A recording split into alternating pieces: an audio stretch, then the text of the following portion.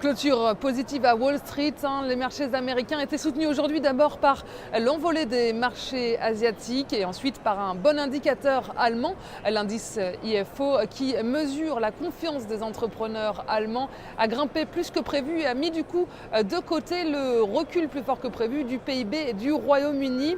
Et les marchés étaient soutenus aujourd'hui par une série de publications mitigées de grands noms de la cote. Les valeurs technologiques étaient à nouveau au centre de l'attention.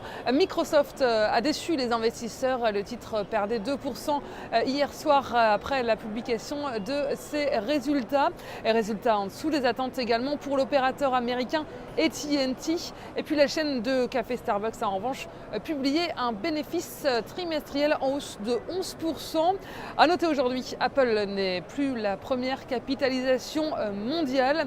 Après avoir chuté de 14% en 2 jours, le groupe californien est remplacé par le géant pétrolier ExxonMobil, qui a longtemps été la plus grosse société du Dow Jones.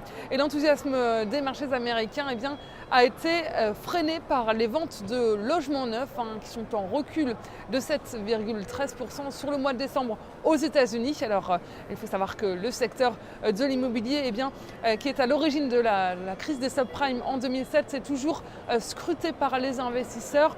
Mais cette mauvaise performance ne remet pas pour autant en question la reprise notoire de l'immobilier américain.